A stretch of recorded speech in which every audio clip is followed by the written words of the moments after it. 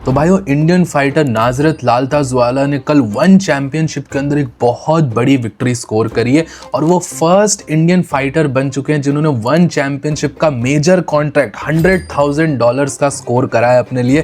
First Indian fighter को यहाँ पर वन चैंपियनशिप का इतना मेजर कॉन्ट्रैक्ट मिला है। तो भाइयों, सारी चीज़ों के बारे में इस वीडियो के अंदर डिस्कस करेंगे। नाजरत एज अ फाइटर कौन है, कहाँ से ये फाइटर आया है, क्या इसका फाइटिंग बैकग्राउंड और कैसे इसने लगातार 3 फाइट्स वन चैंपियनशिप जैसे ऑर्गेनाइजेशन के अंदर स्कोर कर लिया। आगे आने वाले टाइम में इसका यूएफसी फ्यूचर क्या होने वाला है, कितने पैसे, क्या कॉन्ट्रैक्ट, सारी चीजें आप सबको इस वीडियो के अंदर बताऊंगा। और तो और भाइयों, इस वीडियो के अंदर डिस्कस करेंगे यूएफसी के व्हाइट हाउस गार्ड के बारे में। इलिया टोपुरिया, जस्टिन गेची के बीच में पर्सनल ट्रैश टॉकिंग चल रही है।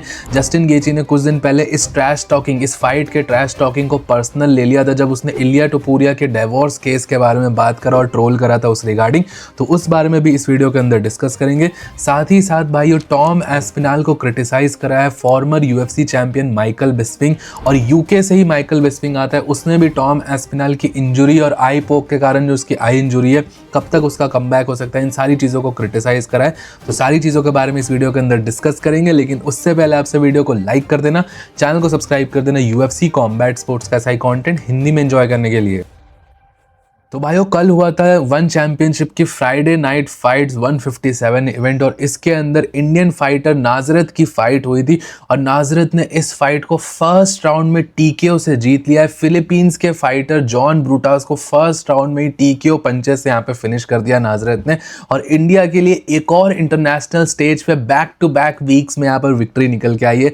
भाइयों, ऐसे दिन के लिए हम वेट करते थे कि इंडियन एमएमए फाइटर्स ऐसी लगातार इंटरनेशनल स्टेजेस पे विक्ट्रीज लेके आए। लास्ट वीक चुंगरेन कोरेन ने विक्ट्री ली, इस वीक यहाँ पर नाजरत ने विक्ट्री स्कोर कर दी है। इससे ज़्यादा बढ़िया परफॉर्मेंस, इससे ज़्यादा अच्छे दिन आप सबको क्या चाहिए इंडियन एमएमए के लिए। दो इंडियन फाइटर्स इतनी मेजर ऑर्गेनाइजेशन में इतनी तगड़ी विक्ट्रीज लेके आए हैं, फिनिश करके आए हैं फाइट्स को। बहुत ही बड़ी विक्ट्री यहाँ पर नाजरत ने स्कोर करी है वन चैंपियनशिप के लिए। और भाइयों, ये विक्ट्री कोई ऐसी वैसी विक्ट्री नहीं है कि ऐसे ही ले लिया, इनिशियल फाइट्स में ले लिया।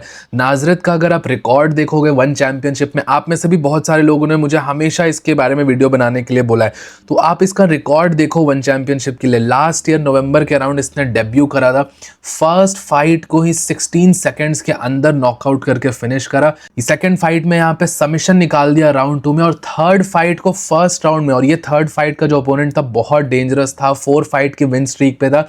और बहुत सारे लोग इस फाइट से पहले ऐसा बोल रहे थे ये फाइट जल्दी खत्म हो जाने वाली है, नाजरत को बहुत डिसएडवांटेज है, ये है वो है। बट सारे डाउटर्स, सारे हेटर्स को यहाँ पर शट ऑफ कराया और दिखाया है कि इंडियन एमएमए का लेवल भी बहुत ग्रो कर चुका है। धीरे धीरे फाइटर्स यहाँ से भी निकल के आ रहे हैं और नाजरत ने इस फाइट के अंदर बहुत अच्छा डोमिनेशन दिखाया। जितना बोला जा रहा था कि जॉन ब्रूटास एक बहुत अच्छा ग्रैपलर है, ग्राउंड पे बहुत स्ट्रांग है, नाजरत को प्रॉब्लम हो सकती है।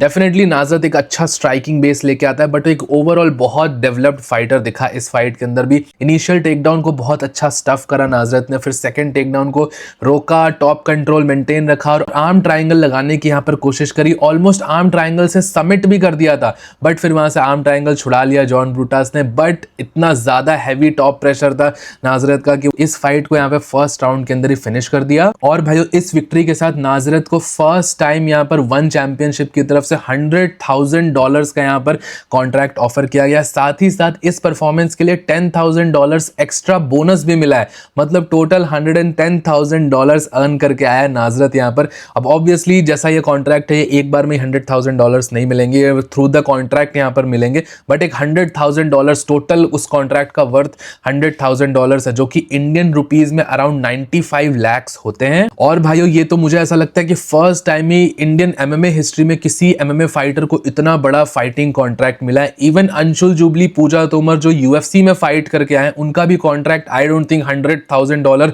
क्रॉस करता होगा, क्योंकि यूएफसी का भी जो इनिशियल कॉन्ट्रैक्ट होता है 3 फाइट कॉन्ट्रैक्ट होता है, $10,000 टू विन, $10,000 टू शो होता है, तो $20,000 उसकी अर्निंग पोटेंशियल होती है स्टार्टिंग के अंदर। तो नाजरत ने यहाँ पर कुछ अनोखा ही करके दिखा दिया है। और जब मैं भाइयों ऐसा कह रहा हूँ ये $100,000 कॉन्ट्रैक्ट यहाँ पे नाजरत को मिला है, मैं ये भी इसके साथ साथ ऐसा कहना चाहूँगा बहुत ज़्यादा डिजर्विंग है ये बंदा। अगर आप नाजरत की बैक स्टोरी देखने जाओगे, इसकी लाइफ स्टोरी जानोगे, तो आपको पता चलेगा कि कितने पुअर फाइनेंशियल बैकग्राउंड से आया है। इसके कोच ने यहाँ पर वीडियो अपलोड करके दिखाया था कि कैसे ये एक रेस्टोरेंट के अंदर रहता रहता था, वहाँ पे क्लीनर का काम करता था, ना ही कोई पेमेंट मिलती थी रेस्टोरेंट से, बस रेस्टोरेंट से खाने और रहने का यहाँ पर एकोमोडेशन मिलता था, कोई पैसे नहीं मिलते थे, और एक क्लीनर की जॉब ये करता था और उसी के साथ फिर ये ट्रेनिंग वगैरह करता था, MMA ट्रेनिंग करता था, गार्बेज ट्रक ड्राइवर का भी काम करा इसने। और इन सारी चीज़ों को पीछे करके, इतनी फाइनेंशियल डिफिकल्टीज को पीछे करके एक MMA ट्रेनिंग करना, जो कि अपने आप में इतना नीश स्पोर्ट है, और आज जाके इसको $100,000 का कॉन्ट्रैक्ट मिला है। पर्सनली इतनी ज़्यादा खुशी होती है कि इतने डिजर्विंग बंदे को इस लेवल का कॉन्ट्रैक्ट मिला है। और नाजरत सिर्फ एक नहीं है, ऐसे कितने ही MMA फाइटर्स हैं, कितने ही ऐसे कॉम्बैट स्पोर्ट्स एथलीट्स हैं जो इतनी ज़्यादा चीज़ों को स्ट्रगल करके ऊपर आते हैं। और इसीलिए मैं भाइयों ये चीज़ कहता हूँ कि इंडियन कॉम्बैट स्पोर्ट्स फाइटर को through the thick and thin support किया करो। हम बहुत ईजिली किसी पे कमेंट डाल देते हैं, ये हार गया, ये नहीं जीत पाया, एक्सेट्रा एक्सेट्रा, लो क्वालिटी, ये वो। लेकिन भाइयों अपने इंडियन फाइटर्स को रिंग तक पहुंचने के लिए कितनी बैटल्स करनी पड़ी। जस्ट इमेजिन भाइयों, नाजरत को और बेटर फैसिलिटीज मिलती, स्टार्टिंग से ही अच्छा न्यूट्रिशन, सारी चीजें मिलती, और बेटर परफॉर्म कर सकता था। रिगार्डलेस नाजरत जैसे कितने लोग होंगे जो इन सारी चीजों को ओवरकम नहीं कर पाते होंगे और इंटरनेशनल स्टेजेस तक नहीं पहुंच पाते होंगे। तो भाइयों मुझे तो बहुत ज्यादा खुशी हुई कि ऐसे फाइटर, ऐसे डिजर्विंग फाइटर को यह कॉन्ट्रैक्ट ऑफर किया गया, ये कॉन्ट्रैक्ट जीता, और उसने अपने मेहनत से, अपनी विल पावर, अपनी हार्डवर्क से इस कॉन्ट्रैक्ट को जीता है। तो बिग कॉन्ग्रेचुलेशंस टू नाजरत, और हमारे इंडियन MMA कम्युनिटी और इंडियन फैंस को अपनी परफॉर्मेंस से बहुत ज्यादा खुश करा है। $100,000 क्या, मैं तो चाहता हूं आगे आने वाली फाइट में और बेटर परफॉर्मेंस करे, $500,000 मिलियन का भी कॉन्ट्रैक्ट मिले नाजरत और इंडियन MMA फाइटर्स को। और कुछ लोग तो भाइयों ये भी कह रहे हैं कि नाजरत के इस कॉन्ट्रैक्ट को देख के अब एक्चुअल में इंडियन फाइटर्स मोटिवेट होंगे MMA फाइट्स करने के लिए और MMA, क्योंकि इसमें भी दिख रहा है लोगों को कि कितना ज्यादा पैसा है, कितना ज्यादा अगर आप सच में हार्डवर्क पुट इन करोगे तो आप एक बहुत अच्छा कॉन्ट्रैक्ट, अच्छा अर्निंग कॉन्ट्रैक्ट अर्न कर सकते हैं। $100,000 भाइयों आज भी इंडियन इकोनॉमी के अराउंड से बहुत बड़ा नंबर होता है। तो ऐसा लोगों का कहना है कि अब भाई जो एक्चुअल फाइटर्स आएंगे, अब उनको दिख रहा है कि हाँ, पैसा जो सबसे बड़ा मोटिवेटर्स है इंडियंस का, वो डेफिनेटली अब उनको दिख गया है। नाजरत ने वो रास्ता खोल दिया है, और एक ही ऐसा कोई फाइटर चाहिए होता है भाई, उसके बाद बहुत सारे फाइटर्स इंस्पायर होते हैं और फिर झड़ी लग जाती है भाई यहाँ पे टैलेंट की। तो भाई मेरी तरफ से बहुत बड़ा कॉन्ग्रेचुलेशंस नाजरत को, उन पे नजर रहेगी हमारी। और इसी के साथ भाइयों आप सबको बताने कि आप देखो कैसे बैक टू बैक यहाँ पर इंडियन इवेंट्स हो रहे हैं इंडियन फाइटर्स के। और भाइयों इसी के साथ यहाँ पर देख सकते हो लास्ट वीक चुंगरेन की फाइट हुई, नाजरत की फाइट हुई, अभी अगस्त के अंदर वापस से रोड टू UFC का सेमीफाइनल हो रहा है, इंडियन फाइटर्स वापस फाइट करेंगे, चुंगरेन कोरेन रविंद्र धांत की फाइट होगी। साथ ही साथ अगस्त में भी यहाँ पर भाइयों ओवेस याकूब की भी फाइट होने वाली है ब्रेव कॉम्बैट फेडरेशन के अंदर।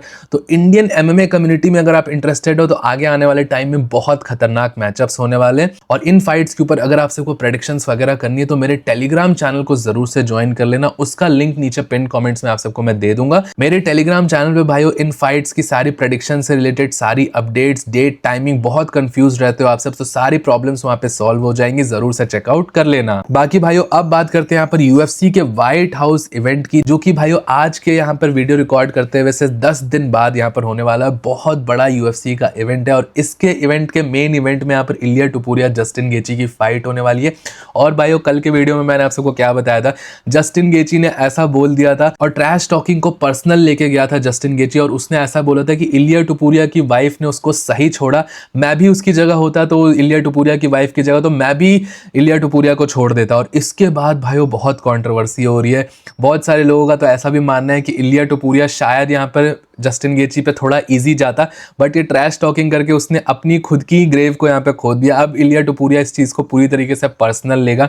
वोल्कानोव्स्की को उसने बुरा नॉकआउट किया, मैक्स को बुरा नॉकआउट करा, चार्ल्स ओलिवेरा को बुरा नॉकआउट करा, और इन सारे फाइटर्स से इलिया टुपुरिया की कोई पर्सनल दुश्मनी नहीं थी, बट जस्टिन गेची ने ये ट्रैश टॉक करके इलिया टुपुरिया से सारी चीजों को पर्सनल कर दिया है। और इलिया टुपुरिया ने भाइयों इस चीज का रिप्लाई भी करा है, उसने रिसेंट के एक पोस्ट में जिसमें वो पैड वर्क कर रहा था, उसमें ये चीज कैप्शन में भी डाली कि कोई अपना मुंह बहुत ज्यादा चला रहा है और जब उसको ये पंचेस पड़ेंगे उसके बाद वो मुंह चलाना बंद कर देगा, he will stop talking. Basically Justin गेची को यहाँ पर एक तरीके से थ्रेटन करा है इलिया टुपुरिया ने। और डेफिनेटली भाई जस्टिन गेची ने उसकी फैमिली, उसकी वाइफ के बारे में चीजें बोली है। चाहे कितना भी कोई बंदा मेंटली टफ हो या दिखाए कि उसे फर्क नहीं पड़ता, पोक तो जरूर हुआ है इलिया टुपुरिया। अब ये चीज़ इलिया के फेवर में भी जा सकती है और इसके अगेंस्ट भी टर्न हो सकती है। मैंने जैसा आप सबको बोला है भाइयों, अगर सही तरीके से प्रोवोक हो गया होगा, इंस्टिगेट हो गया है इलिया टुपुरिया, फाइटर्स जब इंस्टिगेट हो जाते हैं, ट्रैश टॉकिंग करी क्यों जाती है आपके अपोनेंट को इंस्टिगेट करने के लिए। इंस्टिगेट हो गया, इमोशनली फाइट करेगा, फाइट के अंदर कोई गलतियां करेगा, जस्टिन गेची पे बहुत एक्सपीरियंस है, वो इस चीज़ का बहुत अच्छी तरीके से फायदा उठा सकता है। बट देन अगेन भाइयों, ये इलिया टुपुरिया न्यू जेन फाइटर है, फाइट के अंदर अपना गेम प्लान को बहुत स्टिक ऑन करता है, बहुत स्मार्ट फाइट करता है। और ट्रैश टॉकिंग और नॉट भाइयों, इलिया टुपुरिया जस्टिन गेची के लिए एक नाइटमेयर मैचअप है। एक आधा शॉट भी क्लीन कनेक्ट हुआ है, जस्टिन गेची को आउट कोल्ड नॉकआउट कर सकता है। मैं देख रहा हूँ भाइयों, बहुत सारे लोग बोल रहे हैं कि जस्टिन गेची को बहुत ज़्यादा ओवरलुक कर रहा है, अंडर एस्टिमेट किया जा रहा है, उसको डिसरिस्पेक्ट किया जा रहा है। मैं ऐसा कहूँगा भाइयों, जस्टिन गेची को डिसरिस्पेक्ट नहीं किया जा रहा है, उसको ड्यूली क्रेडिट किया जा रहा है इस फाइट में।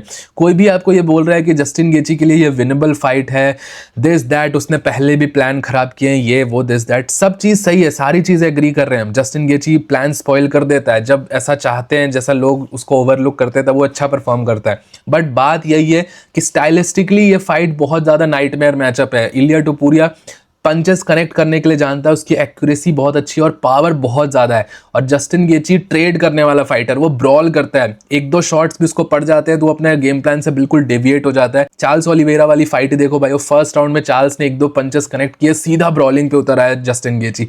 और वैसे ब्रॉलिंग पे लाना जस्टिन गेची को बहुत ईजी है।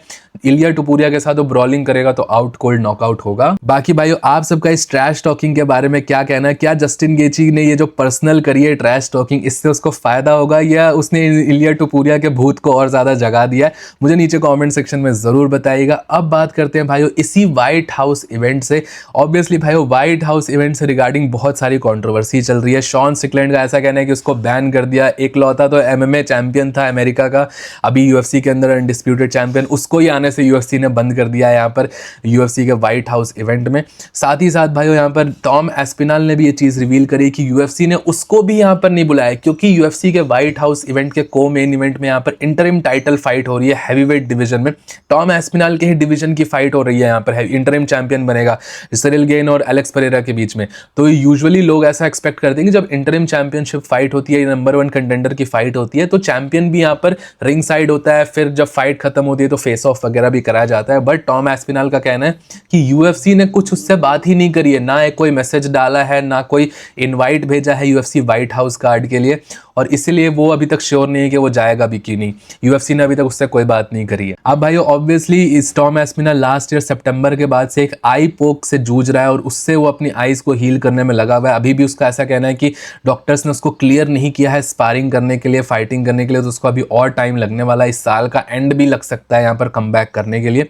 तो ये वाला सिनेरियो चल रहा है और यूएफसी का ऐसा कहना है कि टॉम एस्पिनल की तरफ से कोई एक्टिविटी नहीं है, वो अभी रेडी नहीं है फाइट करने के लिए, और इसलिए यूएफसी फिर ज्यादा कॉन्टैक्ट कर नहीं रही है टॉम एस्पिनल को। साथ ही साथ भाइयों, माइकल बिस्पिंग जो कि यूके का, यूनाइटेड किंगडम का ही है, यूनाइटेड किंगडम का फॉर्मर चैंपियन रह चुका है, और पहले ये माइकल बिस्पिंग और टॉम एस्पिनल के बीच में बहुत अच्छी फ्रेंडशिप थी।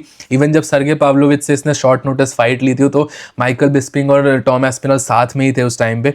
तो उसने भी यहाँ पर टॉम एस्पिनल के फ्रेंड माइकल बिस्पिंग ने भी यहाँ पे टॉम एस्पिनल की क्रिटिसिज्म करी है। उसका बेसिकली ऐसा कहना है कि एक आई पोक से इतना लंबा ब्रेक टॉम एस्पिनल ने ले लिया और उसको भी ये कहीं ना कहीं बिलीवेबल नहीं लग रहा।